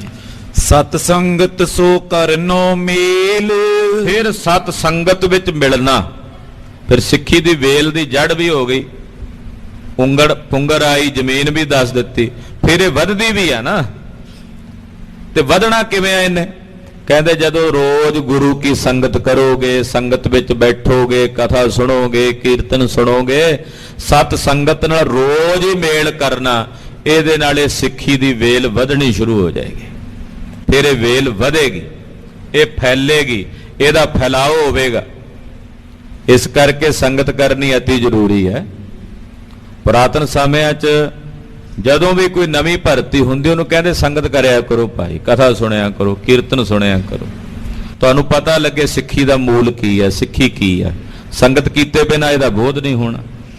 ਤੋ ਕਹਿੰਦੇ ਸਤ ਸੰਗਤ ਨਾਲ ਰੋਜ਼ਾਨਾ ਮੇਲ ਕਰਨਾ, ਸਤ ਸੰਗਤ ਵਿੱਚ ਬੈਠਣਾ ਜੁੜ ਕੇ, ਇਹ ਇਸ ਸਿੱਖੀ ਦੀ ਵੇਲ ਦਾ ਵਧਣਾ ਫੁੱਲਣਾ ਹੈ। ਇਹ ਬਰਦਨ ਹੈ ਸਿੱਖੀ ਬੇਲ, ਇਹ ਸਿੱਖੀ ਦੀ ਵੇਲ ਦਾ ਵਧਣਾ ਹੈ ਕਿ ਰੋਜ਼ ਗੁਰੂ ਕੀ ਸੰਗਤ ਕਰਨੀ, ਸੰਤਨ ਕੀ ਸੇਵਾ ਸ਼ੁਭ ਕਰਨੀ। ਫਿਰ ਹੈ ਸੰਤਾਂ ਦੀ ਸੇਵਾ ਕਰਨੀ, ਗੁਰਸਿੱਖਾਂ ਦੀ ਸੇਵਾ ਕਰਨੀ, ਸ਼ੁਭ ਕਰਮ ਕਰਨੇ। ਸਗਰੀ ਲਗਰੇ ਛੂਟਨ ਬਰਨੀ, ਇਹ ਹੈ ਇਸ ਸਿੱਖੀ ਦੀ ਵੇਲ ਦੀਆਂ ਲਗਰਾਂ, ਜਿਹੜੀਆਂ ਅੱਗੇ ਲਗਰਾਂ ਨਹੀਂ ਨਿਕਲਦੀਆਂ ਵੇਲ ਚੋਂ। ਕਹਿੰਦੇ ਸਤ ਸੰਗਤ ਦੇ ਨਾਲ ਨਾਲ ਗੁਰਸਿੱਖਾਂ ਦੀ ਟਹਿਲ ਕਮਾਵਣੀ, ਮਹਾਂਪੁਰਖਾਂ ਸਾਧੂਆਂ ਦੀ ਸੇਵਾ ਕਰਨੀ, ਸ਼ੁਭ ਕਰਮ ਕਰਨੇ, ਇਸ ਸਿੱਖੀ ਦੀਆਂ ਵੇਲ ਦੀਆਂ ਲਗਰਾਂ ਹਨ। ਗੁਣ ਗਨ ਕੋ ਤਰਨੋ ਦਲ ਹਰੇ, ਕਹਿੰਦੇ ਸ਼ੁਭ ਗੁਣਾਂ ਨੂੰ ਧਾਰਨ ਕਰਨਾ ਸਿੱਖੀ ਦੀ ਵੇਲ ਦੇ ਪੱਤੇ ਨੇ, ਹਰੇ ਰੰਗ ਦੇ। ਸ਼ੁਭ ਗੁਣ ਧਾਰਨ ਕਰਨੇ, ਸਬਰ ਰੱਖਣਾ, ਧੀਰਜ ਰੱਖਣਾ, ਸ਼ਾਂਤੀ ਤੇ ਟਿਕਾ ਹਿਰਦੇ 'ਚ ਬਣਾ ਕੇ ਰੱਖਣਾ, ਸ਼ੁਭ ਗੁਣਾਂ ਨੂੰ ਗ੍ਰਹਿਣ ਕਰਨਾ, ਇਸ ਸਿੱਖੀ ਦੀ ਵੇਲ ਦੇ ਪੱਤੇ ਹਨ। ਦਿਨ ਪ੍ਰਤ ਘਨੇ ਹੋਣ ਅਨੁਸਾਰੇ, ਇਹ ਦਿਨ ਪ੍ਰਤੀ ਦਿਨ ਘਣੇ ਹੀ ਹੁੰਦੇ ਚਲੇ ਜਾਂਦੇ, ਕਿਉਂਕਿ ਜਦੋਂ ਸਿੱਖੀ ਦੇ ਸ਼ੁਭ ਗੁਣ, ਕਿਉਂਕਿ ਗੁਣਾਂ ਦਾ ਕਿਹੜਾ ਅੰਤ ਹੈ, ਗੁਣ ਗ੍ਰਹਿਣ ਕਰੀ ਚੱਲੋ, ਕਰੀ ਚੱਲੋ, ਇਹ ਵੇਲ ਦੇ ਪੱਤੇ ਹੋਰ ਸੰਘਣੇ ਹੁੰਦੇ ਚਲੇ ਜਾਣਗੇ। ਕੀਰਤਨ ਕਰਨ ਕਿ ਸੁਨਬੋ ਕਰਨ, ਕਹਿੰਦੇ ਕੀਰਤਨ ਕਰਨਾ ਜਾਂ ਫਿਰ ਸੁਣਨਾ, ਇਹੀ ਨੀਰ ਕੋ ਸੇਚਨ ਕਰਨ। ਕਹਿੰਦੇ ਇਹ ਇਸ ਸਿੱਖੀ ਦੀ ਵੇਲ ਨੂੰ ਪਾਣੀ ਪਾਣ ਦੇ ਤੁੱਲ ਹੈ। ਜੇ ਪਾਣੀ ਨਾ ਪਾਓਗੇ ਤਾਂ ਵੀ ਵੇਲ ਮੁਰਝਾ ਜਾਣੀ। ਰੋਜ਼ਾਨਾ ਆ ਕੇ ਗੁਰੂ ਕੀ ਸੰਗਤ ਵਿੱਚ ਕਥਾ ਤੇ ਕੀਰਤਨ ਕਰਨਾ ਜਾਂ ਫਿਰ ਸੁਣਨਾ, ਕਹਿੰਦੇ ਇਸ ਸਿੱਖੀ ਦੀ ਵੇਲ ਨੂੰ ਪਾਣੀ ਲਾਣਾ ਹੈ। ਨੀਰ ਬਿਨਾ, ਪਾਣੀ ਬਿਨਾ ਵੀ ਸੁੱਕ ਜਾਂਦੀ ਹੈ। ਕਹਿੰਦੇ ਇਹਨੂੰ ਪਾਣੀ ਲਾਉਣ ਦੇ ਤੁੱਲ ਹੈ। ਸ਼ਬਦ ਵਿਚਾਰਨ ਸੁਮਨਸ ਫੂਲੇ, ਕਹਿੰਦੇ ਫਿਰ ਸ਼ਬਦ ਦੀ ਵਿਚਾਰ ਕਰਨੀ ਕਿ ਸ਼ਬਦ ਕਹਿ ਕੀ ਰਿਹਾ, ਸ਼ਬਦ ਦੀ ਵਿਚਾਰ ਕਰਨੀ ਵੀ ਗੁਰਬਾਣੀ ਕੀ ਕਹਿੰਦੀ ਹੈ। ਸ਼ਬਦ ਦੀ ਕਥਾ ਦੇ ਦੁਆਰਾ ਸ਼ਬਦ ਦੀ ਵਿਚਾਰ ਕਰਦਿਆਂ ਸ਼ਬਦ ਦੇ ਹਿਰਦੇ ਨੂੰ ਬੁੱਝਣਾ, ਸ਼ਬਦ ਦੇ ਵਿਚਾਰ ਨੂੰ ਜਾਣਨਾ। ਕੀਰਤਨ ਸਰਬ ਸੁਗੰਧ ਅਨਕੂਲੇ। ਕਹਿੰਦੇ ਇਹ ਨੇ ਫੁੱਲ ਖਿੜੇ ਹੋਏ ਇਸ ਵੇਲ ਤੇ। ਫਿਰ ਇਹ ਫੁੱਲ ਖਿੜਨੇ ਆ, ਇਹ ਫੁੱਲ ਖਿੜਨ ਦੇ ਤੁਲ ਹੈ। ਸ਼ਬਦ ਦੀ ਵਿਚਾਰ ਕਰਨੀ ਇਹ ਸਿੱਖੀ ਦੀ ਇਸ ਵੇਲ ਦੇ ਉੱਤੇ ਫੁੱਲਾਂ ਦਾ ਖਿੜਾਓ ਹੈ। ਦੁਬਾਰਾ ਪੜੋ ਜੀ ਪੰਗ। ਕੀਰਤਨ ਸਰਬ ਸੁਗੰਧ ਅਨਕੂਲੇ। ਕਹਿੰਦੇ ਫਿਰ ਜਿਹੜਾ ਕੀਰਤਨ ਕਰਨਾ ਤੇ ਸੁਣਨਾ, ਨਾਲ ਨਾਲ ਸ਼ਬਦ ਦੀ ਵਿਚਾਰ ਕਰਨੀ ਸੁਣਨੀ, ਇਹ ਇਸ ਫੁੱਲਾਂ ਦੇ ਵਿੱਚੋਂ ਸੁਗੰਧੀ ਉਤਪੰਨ ਹੁੰਦੀ ਹੈ। ਉਕਤ ਜੁਗਤ ਲਖਬੋ ਮਕਰੰਦ। ਫਿਰ ਜਿਹੜੇ ਫੁੱਲ ਖਿੜਦੇ ਉਹਨਾਂ ਤੇ ਮਕਰੰਦ ਹੁੰਦਾ ਨਾ, ਉਹ ਮਕਰੰਦ ਉੱਤੇ ਫੁੱਲ ਦੇ ਉੱਤੇ ਜਿਹਨੂੰ ਪਰਾਗ ਕਹਿ ਦਿੰਦੇ ਆਪਾਂ। ਕਹਿੰਦੇ ਉਕਤੀਆਂ ਜੁਗਤੀਆਂ ਦੇ ਸਹਿਤ ਸ਼ਬਦ ਦੀ ਵਿਚਾਰ ਨੂੰ ਜਾਣਨਾ, ਉਕਤੀ ਜੁਗਤੀ ਸਹਿਤ ਦਲੀਲਾਂ ਨਾਲ, ਉਦਾਹਰਨਾਂ ਨਾਲ, ਪ੍ਰਮਾਣਾਂ ਨਾਲ ਸਮਝਣਾ। ਕਹਿੰਦੇ ਇਹ ਇਸ ਸਿੱਖੀ ਦੇ ਉੱਤੇ ਜਿਹੜੀ ਵੇਲ ਦੇ ਖਿੜੇ ਫੁੱਲ ਨੇ ਉਹਨਾਂ ਉੱਤੇ ਮਕਰੰਦ ਹੈ, ਪਰਾਗ ਹੈ। ਬਿਕਸਨ ਵਿਸ਼ੇ ਵਿਰਾਗ ਬਿਲੰਦ। ਔਰ ਵਿਸ਼ਿਆਂ ਤੋਂ ਵਿਰਾਗ ਧਾਰਨ ਕਰ ਲੈਣਾ ਇਹਨਾਂ ਫੁੱਲਾਂ ਦਾ ਖਿੜਾਓ ਹੈ। ਜਦੋਂ ਵਿਸ਼ਿਆਂ ਤੋਂ ਵਿਰਾਗ ਉਪਰਾਮਤਾ ਆ ਜਾਏਗੀ ਫਿਰ ਇਹ ਸਿੱਖੀ ਦੀ ਵੇਲ ਤੇ ਲੱਗੇ ਫੁੱਲ ਖਿੜਨਗੇ। ਲਾਗੇ ਉਹ ਫਲ ਜਾਣਿਓ ਜਗ ਕੂਰਾ। ਕਹਿੰਦੇ ਫੁੱਲ ਤੋਂ ਬਾਅਦ ਫਿਰ ਫਲ ਬਣਦਾ। ਕਹਿੰਦੇ ਸਿੱਖੀ ਦੀ ਇਸ ਵੇਲ ਨੂੰ ਫਲ ਕਿਹੜਾ ਲੱਗਾ? ਕਹਿੰਦੇ ਫਲ ਇਹ ਲੱਗਾ ਕਿ ਜਾਣ ਲਿਆ ਵੀ ਇਹ ਸਾਰਾ ਜਗ ਝੂਠ ਹੈ। ਕੂੜ ਰਾਜਾ, ਕੂੜ ਪਰਜਾ, ਕੂੜ ਸਭ ਸੰਸਾਰ, ਕੂੜ ਮੰਡਪ, ਕੂੜ ਮਾੜੀ, ਕੂੜ ਬੈਸਣਹਾਰ। ਜਗਤ ਨੂੰ ਝੂਠ ਤੇ ਨਸ਼ਵਰ ਜਾਣ ਲੈਣਾ ਸਿੱਖੀ ਦੀ ਵੇਲ ਤੇ ਲੱਗਾ ਹੋਇਆ ਫਲ ਹੈ। ਇਹ ਫਲ ਹੈ। ਫਲ ਬਣਨ ਵਾਸਤੇ ਵੇਖੋ ਕਿੰਨਾ ਕੁਝ ਪਹਿਲਾਂ ਥੱਲਿਓਂ ਚੱਲ ਕੇ ਆਏ। ਮਨ ਨੀਵਾ ਰੱਖਣਾ ਇਹ ਖੇਤ ਹੈ। ਗੁਰੂ ਦੀ ਸ਼ਰਧਾ ਰੱਖਣੀ ਇਸ ਸਿੱਖੀ ਦੀ ਵੇਲ ਦਾ ਪੁੰਗਰਨਾ ਹੈ। ਗੁਰੂ ਨਾਲ ਅਥਾਹ ਪ੍ਰੇਮ ਤੇ ਪ੍ਰੀਤ ਰੱਖਣੀ ਇਸ ਸਿੱਖੀ ਦੀ ਜੜ ਹੈ। ਤੇ ਸਤ ਸੰਗਤ ਵਿੱਚ ਰੋਜ਼ਾਨਾ ਮਿਲਣਾ ਸਿੱਖੀ ਦੀ ਵੇਲ ਦਾ ਵਧਣਾ ਹੈ। ਸ਼ੁਭ ਗੁਣਾਂ ਨੂੰ ਧਾਰਨ ਕਰਨਾ ਸਿੱਖੀ ਦੀ ਵੇਲ ਦੇ ਪੱਤੇ ਨੇ। ਔਰ ਕਥਾ ਤੇ ਕੀਰਤਨ ਕਰਨਾ ਤੇ ਸੁਣਨਾ ਇਹਨੂੰ ਲੱਗੇ ਹੋਏ ਫੁੱਲ ਨੇ। ਔਰ ਸੰਸਾਰ ਦੇ ਵਿਸ਼ਿਆਂ ਵਿਰਾਗਾਂ ਤੋਂ ਉਪਰਾਮਤਾ ਧਾਰਨ ਕਰ ਲੈਣੀ ਇਹਨਾਂ ਫੁੱਲਾਂ ਦਾ ਖਿੜਨਾ ਹੈ, ਪਰਾਗ ਹੈ। ਤੇ ਫਿਰ ਸੰਸਾਰ ਨੂੰ ਨਸ਼ਵਰ ਤੇ ਨਾਸ਼ਵਾਨ ਜਾਣਨਾ ਸਿੱਖੀ ਦੀ ਵੇਲ ਤੇ ਲੱਗੇ ਹੋਏ ਫਲ ਹਨ। ਬ੍ਰਹਮਾਨੰਦ ਕੇ ਰਸ ਸੰਗ ਪੂਰਾ। ਕਹਿੰਦੇ ਫਿਰ ਉਹ ਫਲ ਜਿਹੜਾ ਫਲ ਦੇ ਵਿੱਚ ਰਸ ਹੁੰਦਾ ਨਾ, ਕਹਿੰਦੇ ਇਸ ਫਲ ਵਿੱਚ ਜਿਹੜਾ ਰਸ ਹੈ ਉਹ ਹੈ ਬ੍ਰਹਮਾਨੰਦ ਦਾ ਰਸ। ਆਖੋ ਸਤਨਾਮ ਸ੍ਰੀ ਵਾਹਿਗੁਰੂ। ਇਹ ਫਲ ਬ੍ਰਹਮਾਨੰਦ ਦੇ ਰਸ ਦੇ ਨਾਲ ਫਿਰ ਪਰਿਪੂਰਨ ਹੋ ਜਾਂਦਾ ਹੈ। ਲੀਨੋ ਆਪਣੋ ਰੂਪ ਪਛਾਨ। ਕਹਿੰਦੇ ਜਦੋਂ ਉਸ ਬ੍ਰਹਮਾਨੰਦ ਦੇ ਰਸ ਨਾਲ ਭਰਿਆ ਫਲ ਗੁਰਸਿੱਖ ਨੂੰ ਮਿਲਿਆ ਤੇ ਉਹਨੇ ਫਿਰ ਆਪਣੇ ਨਿਜ ਸਰੂਪ ਨੂੰ ਜਾਣ ਲਿਆ ਵੀ ਮੇਰਾ ਸਰੂਪ ਕੀ ਹੈ। ਕੋਹੰ ਕੋ ਸੰਸਾਰ ਹੈ, ਇਹ ਜਾਣ ਲਿਆ ਮੇਰਾ ਸਰੂਪ ਕੀ ਹੈ, ਮੇਰਾ ਵਜੂਦ ਕੀ ਹੈ। ਜਾਣ ਲਿਆ, ਬੁੱਝ ਲਿਆ ਮਨ ਤੋਂ ਜੋਤ ਸਰੂਪ ਹੈ ਆਪਣਾ ਮੂਲ ਪਛਾਣ। ਜਦੋਂ ਇਹ ਜਾਣ ਲਿਆ ਇਹ ਸਵਾਦ ਪਾਇਓ ਮਨ ਜਾਨ। ਕਹਿੰਦੇ ਮਨ ਨੂੰ ਫਿਰ ਇਹ ਫਲ ਖਾ ਕੇ ਉਹਦਾ ਸਵਾਦ ਮਾਣ ਲਿਆ। ਇਹ ਫਲ ਫਿਰ ਖਾ ਲਿਆ ਔਰ ਉਹਦਾ ਫਲ ਦਾ ਜਿਹੜਾ ਸਵਾਦ ਸੀ, ਰਸ ਸੀ, ਉਹ ਮਾਣ ਲਿਆ। ਸਿੱਖੀ ਬੇਲ ਲਈ ਜਿਨ ਇਹੀ। ਪਾਤਸ਼ਾਹ ਕਹਿੰਦੇ ਭਾਈ ਚੂਹੜ ਚੋਜੜ ਜੀ ਜਿਨ੍ਹਾਂ ਗੁਰਸਿੱਖਾਂ ਨੇ ਆਹ ਸਿੱਖੀ ਦੀ ਵੇਲ ਪ੍ਰਾਪਤ ਕਰ ਲਈ, ਆਹ ਜਿਹੜੀ ਸਿੱਖੀ ਦੀ ਵੇਲ ਜਿਨ੍ਹਾਂ ਗੁਰਸਿੱਖਾਂ ਨੇ ਪ੍ਰਾਪਤ ਕਰ ਲਈ, ਇਹ ਸਿੱਖ ਹੈ ਗੁਰੂ ਸਨੇਹੀ। ਉਹੀ ਅਸਲ ਵਿੱਚ ਗੁਰੂ ਦੇ ਪਰਮ ਸਨੇਹੀ ਸਿੱਖ ਨੇ। ਸਿੱਖ ਉਹ ਹੈ ਜਿਹਦੇ ਕੋਲ ਸਿੱਖੀ ਦੀ ਵੇਲ ਹੈ। ਕੇਵਲ ਸਿੱਖਾਂ ਦੇ ਘਰ ਜੰਮ ਕੇ ਥੋੜੀ ਸਿੱਖ ਹੋ ਸਕਦਾ। ਇਹ ਚਲੋ ਕਰਮ ਚੰਗੇ, ਸਾਨੂੰ ਸਿੱਖਾਂ ਦੇ ਘਰ ਜਨਮ ਮਿਲ ਗਿਆ, ਵੱਡੇ ਭਾਗ। ਪਰ ਜਨਮ ਲੈਣਾ ਤਾਂ ਕਾਫੀ ਨਹੀਂ ਨਾ ਹੈ। ਜੇ ਸਿੱਖਾਂ ਦੇ ਘਰ ਜੰਮ ਕੇ ਵੀ ਕਰਮ ਚੰਡਾਲਾਂ ਵਾਲੇ ਕਰਦੇ ਰਹੇ ਫਿਰ ਕੀ ਲਾਭ ਹੋਇਆ? ਕਾਂ ਜੇ ਕਿਤੇ ਅਟਾਰੀ ਤੇ ਬਹਿ ਜਾਏ ਉਹ ਹੰਸ ਥੋੜੀ ਬਣ ਜਾਂਦਾ, ਰਹਿੰਦਾ ਤਾਂ ਫਿਰ ਵੀ ਕਾਂ ਹੀ ਹੈ, ਭਾਵੇਂ ਉੱਚੀ ਅਟਾਰੀ ਤੇ ਬਹਿ ਜਾਏ। ਕਾਗ ਅਟਾਰੀ ਪਰਵ ਹੈ, ਕਿਆ ਵੈ ਖਗਪਤ ਹੋਏ। ਜੇ ਕਾਂ ਅਟਾਰੀ ਤੇ ਬਹਿ ਜਾਏ, ਉੱਚੀ ਥਾਂ ਤੇ ਬਹਿ ਜਾਏ ਤੇ ਉਹ ਗਰੜ ਥੋੜੀ ਬਣ ਜਾਂਦਾ। ਤੇ ਜੇ ਸਿੱਖਾਂ ਦੇ ਘਰ ਜੰਮ ਕੇ ਭਜਨ ਨਹੀਂ ਕੀਤਾ, ਬਾਣੀ ਨਹੀਂ ਪੜ੍ਹੀ, ਕੰਮ ਜਿਹੜੇ ਨੇ ਉਹੀ ਚੰਡਾਲਾਂ ਵਾਲੇ, ਭੈੜੇ ਮਾੜੇ ਦੁਸ਼ਕਰਮ ਕੀਤੇ, ਰਾਖਸ਼ਾਂ ਵਾਲੇ, ਤੇ ਫਿਰ ਮੁਕਤੀ ਥੋੜੀ ਹੋ ਜਾਣੀ। ਚੰਗੇ ਕਰਮ ਕੇ ਸਿੱਖਾਂ ਦੇ ਘਰ ਜਨਮ ਮਿਲ ਗਿਆ, ਫਿਰ ਹੋਰ ਭਲੇ ਕਰਮ ਹੋਵਣ ਜੇ ਸਿੱਖੀ ਦੀ ਇਹ ਵੇਲ ਮਿਲ ਜੇ, ਫਿਰ ਸਿੱਖੀ ਦੀ ਪ੍ਰਾਪਤੀ ਹੈ। ਕਹਾਣ ਮਾਤਰ ਨਾਲ ਸਿੱਖ ਨਹੀਂ ਹੋ ਜਾਂਦਾ। ਅਸੀਂ ਕਹੀ ਵੀ ਅਸੀਂ ਸਿੱਖ ਹਾਂ। ਮਹਾਰਾਜ ਛੇਵੇਂ ਪਾਤਸ਼ਾਹ ਕਹਿੰਦੇ ਜਿਨ੍ਹਾਂ ਕੋਲੇ ਸਿੱਖੀ ਦੀ ਵੇਲ ਹੈ, ਭਾਈ ਚੂਹੜ ਜੀ, ਉਹੀ ਅਸਲ ਵਿੱਚ ਗੁਰਸਿੱਖ ਨੇ। ਹਾਂਜੀ, ਸੇ ਗੁਰਮੁਖ ਸੇ ਪਰਉਪਕਾਰੀ, ਉਹੀ ਅਸਲ ਵਿੱਚ ਗੁਰਮੁਖ ਨੇ, ਉਹੀ ਪਰਉਪਕਾਰੀ ਨੇ, ਉਹੀ ਗੁਰਸਿੱਖ ਨੇ ਜਿਨ੍ਹਾਂ ਕੋਲੇ ਸਿੱਖੀ ਦੀ ਵੇਲ ਹੈ। ਸੇ ਗਿਆਨੀ ਸੇ ਭਗਤ ਵਿਚਾਰੀ, ਉਹੀ ਅਸਲ ਵਿੱਚ ਗਿਆਨੀ ਨੇ, ਉਹੀ ਅਸਲ ਵਿੱਚ ਭਗਤੀ ਦੀ ਵਿਚਾਰ ਕਰਨ ਵਾਲੇ ਬ੍ਰਹਮ ਗਿਆਨੀ ਨੇ। ਸੇ ਜਗ ਕੇ ਸਿਰ ਮੌਰ ਉਦਾਰਾ, ਉਹੀ ਅਸਲ ਵਿੱਚ ਸਾਰੇ ਜਗਤ ਦੇ ਸਿਰਮੌਰ ਨੇ, ਸਾਰੇ ਜਗਤ ਦੇ ਸ਼੍ਰੋਮਣੀ ਹਨ। ਜੀਤ ਗਿਓ ਸੋ ਕਬੂ ਨਾ ਹਾਰਾ, ਉਹ ਆਪਣੇ ਜਨਮ ਦੀ ਬਾਜੀ ਨੂੰ ਜਿੱਤ ਜਾਂਦੇ ਨੇ, ਉਹ ਫਿਰ ਕਦੇ ਹਾਰਦੇ ਨਹੀਂ, ਆਪਣੇ ਇਸ ਜਨਮ ਦੀ ਬਾਜੀ ਨੂੰ ਜਿੱਤ ਜਾਂਦੇ ਹਨ। ਸੁਨ ਚੂਹੜ ਸਤਿਗੁਰ ਕੇ ਬੈਨ, ਭਾਈ ਚੂਹੜ ਚੋਜੜ ਜੀ ਨੇ ਸਤਿਗੁਰੂ ਜੀ ਦੇ ਪਾਵਨ ਅੰਮ੍ਰਿਤ ਬਚਨ ਸੁਣੇ। ਗਿਓ ਸਰਾਹਤ ਆਪਣੇ ਐਨ, ਲਖਨਊ ਨੂੰ ਵਾਪਸ ਗਏ, ਜਾਂਦਿਆਂ ਗੁਰੂ ਪਾਤਸ਼ਾਹ ਦੀ ਉਪਮਾ ਕਰਦੇ ਗਏ।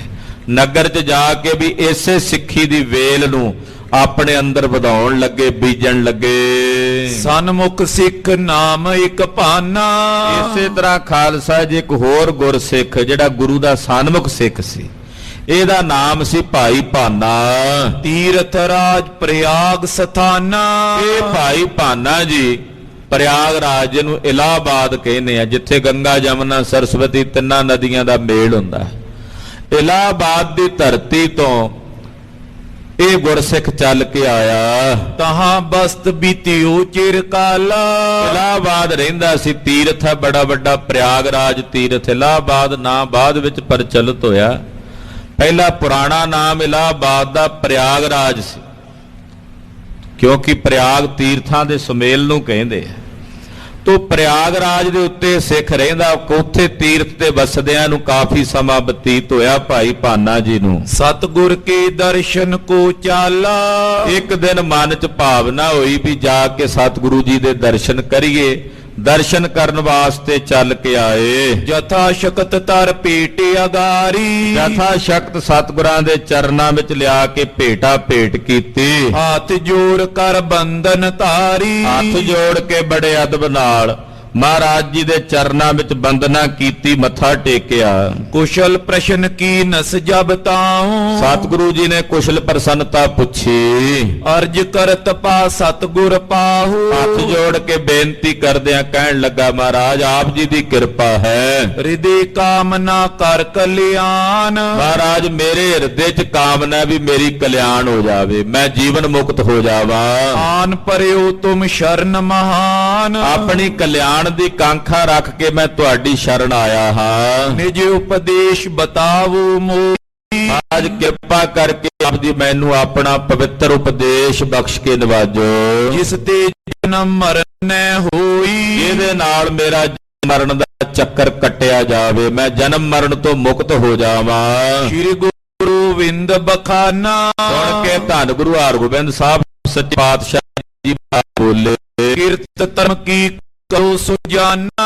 ਮਹਾਰਾਜ ਜੀ ਕਹਿਣ ਲੱਗੇ, ਭਾਈ ਭਾਨਾ ਧਰਮ ਦੀ ਕਿਰਤ ਕਰੋ, ਧਰਮ ਦੀ ਕਿਰਤ ਕਰਕੇ ਵਾਹਿਗੁਰੂ ਕੋ ਨਾਮ ਲਈਜੇ, ਨਾਲ ਵਾਹਿਗੁਰੂ ਵਾਹਿਗੁਰੂ ਵਾਹਿਗੁਰੂ ਵਾਹਿਗੁਰੂ ਦਾ ਜਾਪ ਜਪਣਾ ਹੈ। ਰਸਨਾ ਸਿਰੋ ਨੈ ਬਿਸਹੀਜੇ, ਔਰ ਰਸਨਾ ਤੋਂ ਸਿਮਰਨ ਕਰਨਾ, ਇੰਨਾ ਸਿਮਰਨ ਕਰਨਾ ਵੀ ਕਦੇ ਵਿਸਰੇ ਹੀ ਨਾ ਪਰਮੇਸ਼ਰ।